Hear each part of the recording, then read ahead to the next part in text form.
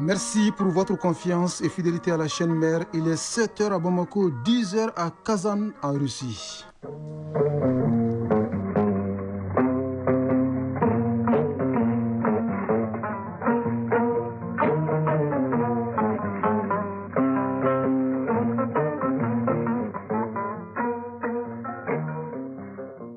Le journal Bourama Traoré.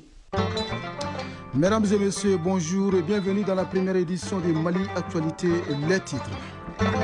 Le Tatarstan a accueilli le président de la transition, le chef de l'État depuis hier dans cet état clé de la Fédération de Russie avec une ambition renforcer les liens bilatéraux entre Bamako et Kazakhstan. L'Iran annonce la réouverture partielle de son espace aérien au deuxième jour d'un cessez-le-feu avec Israël qui a mis fin à 12 jours de guerre. 300 millions de personnes consomment de la drogue dans le monde. C'est ce que révèle le rapport annuel de l'Agence des Nations Unies chargée de la lutte contre la drogue. Un rapport publié à la veille de la journée dédiée à la lutte contre le phénomène. La presse malienne veut s'autoréguler pour mettre fin aux dérives constatées et promouvoir un journalisme professionnel. La haute autorité de la communication et ses partenaires ouvrent les débats sur la relance de l'organe d'autorégulation des médias au Mali. Si vous avez accompli les Hajj, il vous est désormais interdit le retour aux habitudes non orthodoxes. Les bonnes œuvres et les prières accomplies doivent continuer. Tout autre comportement est perçu comme l'échec de ce voyage spirituel. C'est le grand format de cette édition. Les premiers jeux de l'AES s'achèvent le samedi prochain. En football des moins de 17 ans, le Mali affronte le Niger en finale demain vendredi. Coupe du monde des clubs des États-Unis. Toutes les équipes africaines sont éliminées. C'est tout pour les titres. Le président de la transition est depuis hier à Kazan, capitale du Tatarstan. Objectif, renforcer les liens bilatéraux avec cet état clé de la Fédération de Russie. Sur place, le général Assimi Goïta doit visiter 2 usines de fabrication d'hélicoptères et de camions. Les récits de nos envoyés spéciaux Sera Batili et Adama Kamara. Le Tatarstan, la république qui tient les ailes économiques de la Fédération de Russie de par ses grandes productions. C'est la machine à outils des équipements militaires russes et bien d'autres.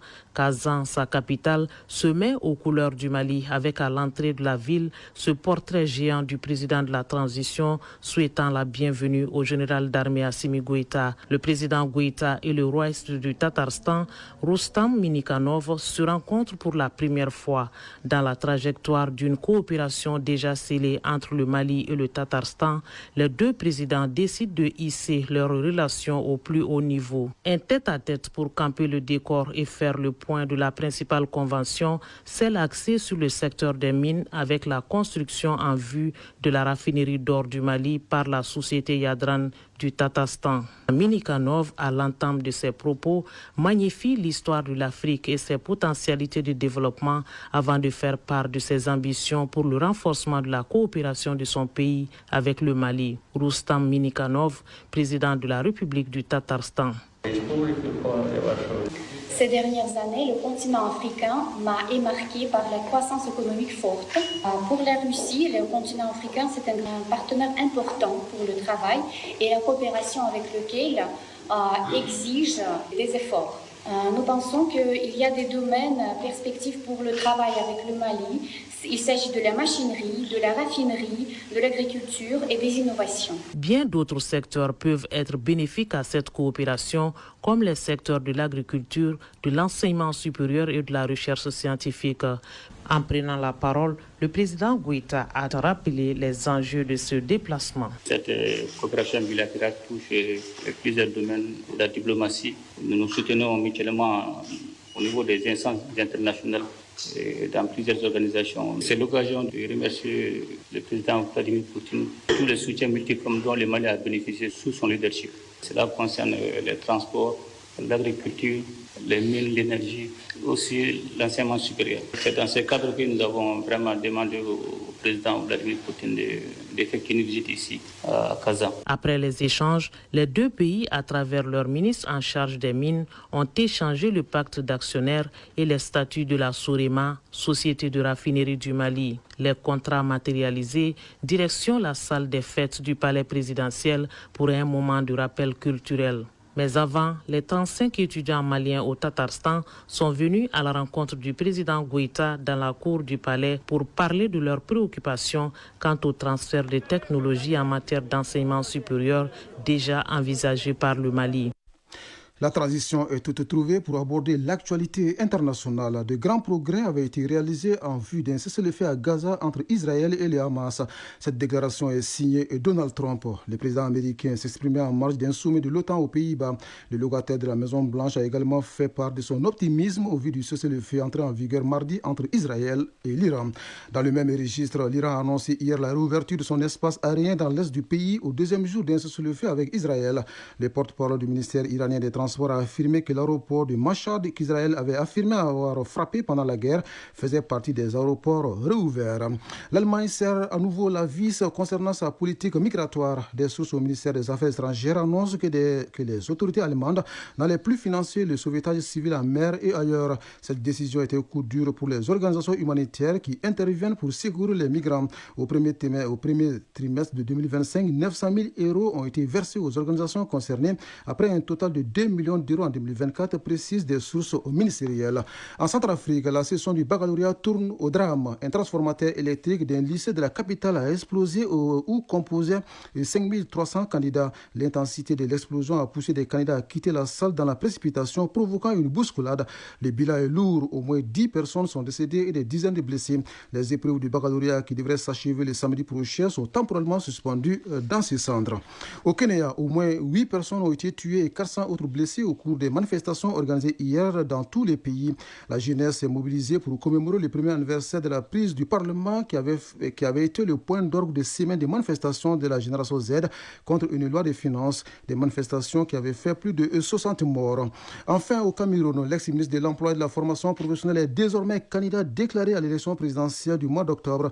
C'est par une lettre au Camerounais Kissa Choroma Bakari a annoncé son ambition 24 heures seulement après avoir démissionné du gouvernement et rompu avec le président Paul Biya, dont il était l'un des principaux alliés. Chiffre du jour, 300 millions, c'est le nombre de consommateurs de la drogue dans le monde. Un chiffre révélé hier par l'Agence des Nations Unies chargée de la lutte contre la drogue et la criminalité dans son rapport annuel. Un rapport publié à la veille de la journée mondiale contre l'abus et le trafic illicite des drogues commémoré ce jeudi. Au Mali, la réflexion porte sur la prévention et la résilience communautaire, un rempart contre la drogue, un appel à l'action collective pour combattre le phénomène. C'est ce qui ressort du message du ministre en charge de la sécurité. Les grandes lignes de ces messages avec Bemba Sibi. Le trafic et l'usage illicite des drogues représentent une menace pour la jeunesse, le développement et la sécurité. Face à ces menaces, les autorités de la transition ont fait de la lutte contre la drogue une priorité. Des réponses fortes, coordonnées et durables ont été apportées. Cette année, à la faveur de la Journée internationale contre l'abus et le trafic illicite des drogues, un accent particulier est mis sur l'implication des communautés. Général de division Daoud Ali Mohamedine, ministre de la Sécurité et de la Protection civile. C'est la raison pour laquelle nous avons retenu pour cette édition 2025 comme thème national prévention et résilience communautaire, un rempart contre la drogue au Mali. Cette thématique est un appel à l'action collective et à la responsabilisation de tous les acteurs, institutions, familles, communautés, société civile et les médias dans une approche inclusive et préventive. Déjà, le Mali dispose d'une stratégie nationale de lutte contre la drogue assortie d'un plan d'action. Sa mise en œuvre a permis de renforcer les capacités des services spécialisés, améliorer la surveillance des frontières, entre autres, ce qui s'est traduit par la saisie d'énormes quantités de drogue. Parmi ces produits, nous pouvons citer, entre autres, 36 kg de cocaïne, plus de 1242 kg de cannabis, plus de 22 tonnes de produits pharmaceutiques contrefaits, plus de 2429 doses de crack et d'héroïne, plus d'1 tonne d'appareils et accessoires de chicha et bien d'autres produits psychotropes et prohibés. Ces produits seront d'ailleurs incinérés ce jeudi à la faveur de la Journée internationale contre l'abus et le trafic illicite des drogues. Ces efforts sont soutenus par de vastes campagnes de sensibilisation. Général de division Daoud Ali Mohamedine, ministre de la Sécurité et de la Protection civile. Au cours de la période du premier semestre 2025, l'Office central des stupéfiants a effectué 128 campagnes de sensibilisation contre 84 pour toute l'année 2024. Ces campagnes ont permis de sensibiliser prioritairement les jeunes sur les dangers liés à la consommation de drogue. Elles ont également concerné les femmes, les hommes, les scolaires, la force de défense et de sécurité, ainsi que les organisations de la société civile. Le volet prévention est l'un des axes prioritaires de l'Office central des stupéfiants pour inverser la tendance alarmante de la toxicomanie dans notre pays, car la prévention est moins coûteuse que la répression et s'avère plus efficace sur le long terme. Et dans cette campagne de prévention, le quatrième pouvoir pourrait mettre tout son poids dans la balance pour préserver la santé des consommateurs. En attendant de s'y engager davantage, la presse malienne veut se doter d'abord d'un organe d'autorégulation. Il s'agit de mettre une croix sur les dérives constatées dans les médias et de promouvoir un journalisme professionnel et respectueux des textes. La haute autorité de la communication et ses partenaires ouvrent les débats sur le sujet à la faveur des journées de réflexion débutées hier à Bamako. Au finish, une feuille de route doit être élaborée. Retour sur l'ouverture de ces journées avec Mamadou Fani. L'utilisation des nouvelles technologies a favorisé l'arrivée de plusieurs nouveaux médias et hommes de médias dans l'arène du paysage médiatique. Il s'avère donc nécessaire que les médias eux-mêmes s'autorégulent pour minimiser les dérives de plus en plus fréquentes. La journée d'échange pour la mise en place d'un organe d'autorégulation des médias au Mali, initiée par la haute autorité de la communication et la maison de la presse avec l'appui de l'Institut international pour la démocratie et l'assistance électorale IDEA, est une réponse aux besoins exprimés par les autorités. Daouda Konaté, représentant de la maison de la presse. Un organe d'autorégulation indépendant, inclusif et crédible peut jouer le rôle de veille, de médiation et d'encadrement à réduire les tensions entre les médias et les institutions étatiques. Kaïsilia Ouaiziger, ambassadrice du Royaume des Pays-Bas au Mali. Notre accompagnement à votre initiative vise à une autorégulation pertinente des médias à travers le HAC. Les médias jouent un rôle essentiel dans l'équilibre de l'état de droit. Et ce sont les citoyens maliens qui ont besoin de l'information claire et fiable pour qu'ils puissent faire leur contribution à la stabilité. La désinformation s'infiltre partout. Les règles de protection, des mesures et vérification des faits sont trop souvent négligées. La mise en place d'un cadre d'autorégulation devient une nécessité et aussi un impératif. Gaussou Koulibaly, président de la haute autorité de la communication. Les mécanismes d'autorégulation ont pour objectif de permettre aux professionnels eux-mêmes d'être les premiers garants des principes déontologiques qui font leur métier, loin de toute ingérence extérieure, mais dans le respect de la loi. C'est de créer un tribunal des pairs, capable de réguler sans réprimer, d'accompagner sans censurer, pour un professionnalisme journalistique garanti. Le Mali entend s'inspirer de l'expérience de certains pays de la sous-région. Pour cela, 2 experts venus du Sénégal et du Bénin partageront leur expérience avec la HAC pour aboutir à un document qui servira de base de travail aux médias maliens.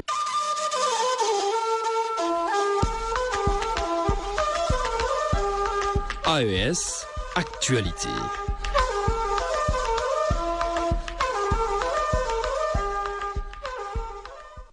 Au Burkina Faso, la contribution des citoyens ne faiblit pas pour alimenter le fonds de soutien patriotique. 4 structures mettent dans la cagnotte plus de 14 millions de francs CFA et autres dons en nature. Par ce geste, elles attendent de soutenir les forces de défense et de sécurité ainsi que les volontaires pour la défense de la patrie dans la reconquête de l'intégrité territoriale du Burkina Faso, d'où nous appelle Mahamari Ouedraogo de la radio nationale. Les Burkinabés de l'extérieur mobilisent davantage des ressources financières pour soutenir la reconquête de l'intégrité territoriale et de développement de la nation. Plus de 8 millions de francs CFA ont été reversés au trésor public par les communautés des Burkinabés vivant en République centrafricaine. Leur représentant, Boukari Ouedraogo. En soutien aux idéaux et aux efforts consentis par le capitaine Ibrahim Traoré, nous comptons sur ce gouvernement pour que le Burkina soit souverain et prospère et que toutes les actions qui ont été entremises soient bien accomplies. La diaspora de Sanogo dans la commune de Garango, vivant en Côte d'Ivoire, au Gabon, en Italie et en France, a aussi manifesté sa solidarité avec une somme de 4 18 000 francs CFA. Son porte-parole, Irissa Zeba. Traduisant aussi son engagement à soutenir l'effort du gouvernement dans sa lutte pour la reconquête du territoire national et l'édification d'une nation forte, souveraine et véritablement indépendante. 2 millions de francs CFA, c'est aussi l'apport de l'association des Burkinabés et sympathisants de Sanchin en Allemagne. Le président de cette association est Moussa Kaboré. Nous, diaspora burkinabés vivant dans cette partie du monde, partageons les souffrances des populations burkinabées. Nous sommes certes loin de cette mère patrie, mais nous ne pouvons pas rester indifférents à la situation ainsi qu'à l'appel des plus hautes autorités du pays. C'est pourquoi nous avons décidé de venir encore une fois de plus en aide à nos compatriotes. Le ministre en charge des Affaires étrangères a également reçu un don en nature. Il s'agit de 3 motoscooters électriques de marque Yelemani offertes par la société Tagevolt d'une valeur d'1 850 000 francs CFA chacune, selon la fondatrice Ramatou Goubane dit Sami Rama. Si au Burkina Faso, on se mobilise aux côtés des autorités, au Niger voisin, un point d'honneur est mis sur l'amélioration des conditions de santé de la population. Les premiers responsables du département de tutelle est sur le terrain pour s'assurer de l'installation de nouveaux équipements dans certains hôpitaux publics. La finalité est d'offrir aux patients des soins de qualité à moindre coût. Sur les pas du ministre Abdelkader Abdourahmane de la Voix du Sahel. Il s'est agi à travers cette sortie du ministre de la Santé et de l'Hygiène publique de constater de visu l'effectivité de l'installation des nouveaux équipements destinés à renforcer la qualité des soins. À l'hôpital national Amir Boubacar Diallo, le ministre de la Santé a entamé sa visite par le service d'imagerie médicale, où il a pu découvrir le tout nouveau scanner de 64 barrettes acquis par l'établissement. Le ministre s'est ensuite rendu au niveau du service d'endocrinologie, diabétologie et nutrition, où un nouveau bâtiment a récemment été érigé. Il a également visité la centrale de production d'oxygène médical. Professeur Bra Suleiman, directeur général de l'hôpital national Amir Boubacar Diallo. Il était content de voir que le scanner est installé. Les agents ont commencé à être fonctionnels. Ils ont commencé même à prendre la main et utiliser le scanner. Ils ont fait une 50aine de patients. La seconde étape de cette sortie du ministre de la Santé et de l'Hygiène publique fut le Centre national de lutte contre le cancer. Sur place, le ministre a parcouru toute la chaîne du traitement, allant du scanner de simulation jusqu'à la salle de traitement. À l'issue de cette visite, le ministre de la Santé et de l'Hygiène publique, le médecin colonel-major Garba Hakimi, s'est exprimé en ces termes. La santé de la population nigérienne fait partie des priorités du président de la République, chef de l'État, son excellent le général d'armée Abdourahmane Tiani. Pour répondre à cette préoccupation, il a été programmé donc l'achat et l'acheminement d'un certain nombre de matériels de très haute qualité. Donc c'est ce qui justifie la visite que je viens de faire, non seulement au niveau de l'hôpital Amir Boubacar Diallo, et ici au niveau du Centre national de lutte contre le cancer. Partout où il est passé, le ministre a encouragé le personnel et réaffirmé l'engagement de l'État à renforcer les services de santé au profit des populations. C'est un voyage pas comme les autres et à fort potentiel spirituel. Le pèlerinage est le 5e et dernier pilier de l'islam. Il est obligatoire pour tout musulman de l'accomplir au moins une fois dans sa vie si les conditions financières et physiques le permettent. Ils sont nombreux nos compatriotes à avoir fait cette année le Hajj. Les bonnes œuvres et les prières accomplies doivent continuer selon une recommandation islamique. Mais le retour aux anciennes habitudes est perçu par les spécialistes comme l'échec des leçons apprises pendant ce voyage spirituel. Le grand format de cette édition s'intéresse donc à ce sujet. Il est signé Kouma Sissako. Accomplir le Hajj est un acte sacré différent des autres. Il reconstitue l'âme du pèlerin, donne aussi aux fidèles musulmans une nouvelle vie afin qu'ils puissent changer leurs mauvaises habitudes et devenir de bons fidèles. C'est un voyage spirituel et transformateur. Les effets du Hajj doivent poursuivre le pèlerin durant tout le reste de sa vie. Haja Kouma Magassa et Urokia Keita sont toutes des fidèles musulmanes. J'ai beaucoup changé après mon retour du Hajj. Avant d'y aller, j'étais un peu arrogante. Maintenant, je suis incapable de tuer une fourmi. Même si on me provoque, je m'en remets à Dieu. Je passe toute la journée à faire des zikrs et la lecture du Coran.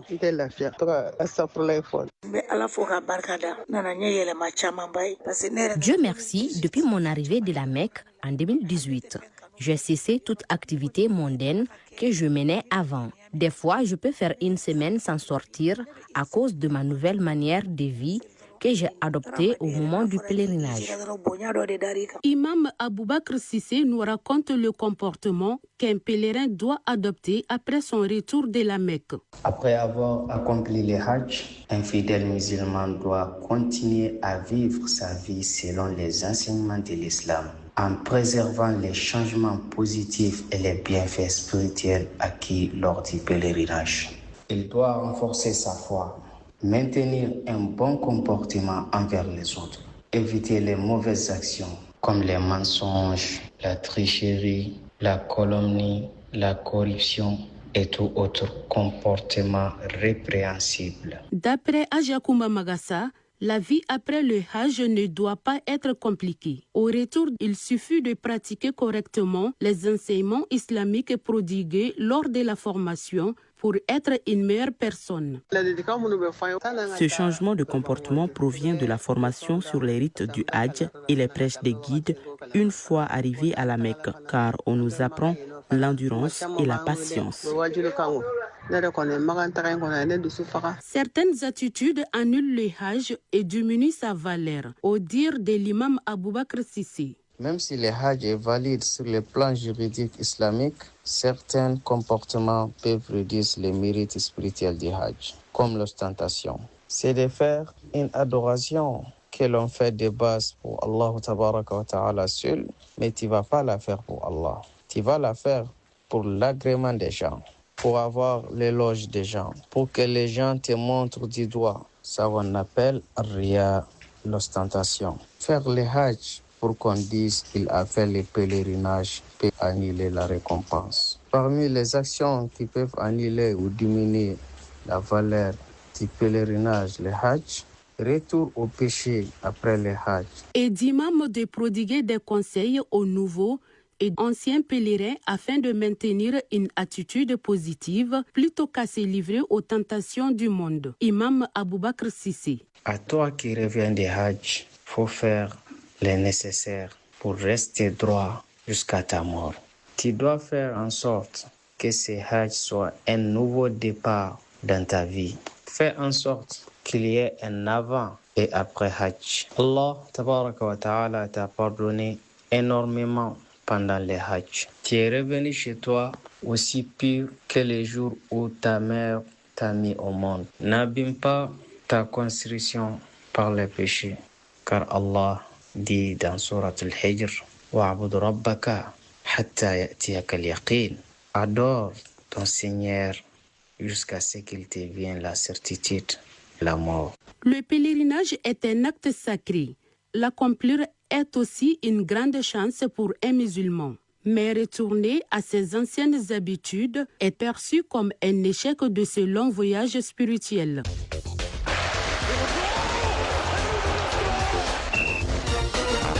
L'actu des sports, les premiers Jeux de l'AES s'achèvent le samedi prochain. En football de moins de 17 ans, le Mali affronte le Niger en finale demain vendredi. Football féminin, les matchs de la première journée du Carré-d'As sont débutés hier. Aux États-Unis, la Coupe du monde des clubs se poursuit. Toutes les équipes africaines sont éliminées de la compétition.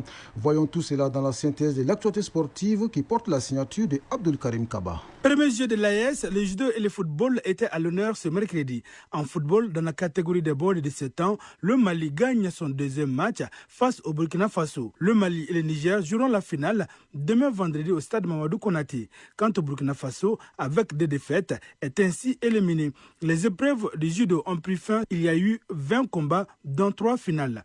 Douga Tera du Mali a été le meilleur combattant des Jeux. Il a reçu des mains du ministre en charge des sports la clé d'une moto. Le point avec Daouda Kone. Douga Tera du Mali est le meilleur combattant des premiers Jeux de l'Alliance des États du Sahel AES. Il a reçu une moto offerte par la marque Fanga pour son esprit de fair play et son jeu qui ont séduit les membres du jury. Il a aussi gagné la médaille d'or de la catégorie des moins de 73 kilos. Dans la catégorie des moins de 66 kilos, c'est le Nigérien Ismaël Alassane qui est sorti vainqueur au point dans un combat rude contre le Malien Daouda Dramé. Mahamadou Dougara du Mali s'est imposé en hippon face à son compatriote Oumar Sangaré. Amadou Tera, président de la Fédération malienne du judo. Vraiment très comblé de tout ce qu'on vient de voir par les jeunes. L'objectif de ces premiers Jeux, c'est d'abord que les jeunes puissent se connaître. Abdul Kassim Ibrahim Fomba, ministre de la Jeunesse et des Sports, chargé de l'instruction civique et de la construction citoyenne. Des combattants extraordinaires qui avaient beaucoup d'énergie, qui avaient envie. Je crois qu'on a une très belle soirée. Tous les acteurs des 3 pays se sont vraiment donnés dans le domaine du judo. En tout, il y avait 20 combats en une journée. Les médaillés ont tous eu des enveloppes d'encouragement. Le troisième, en bronze, a empoché 75 000 francs CFA.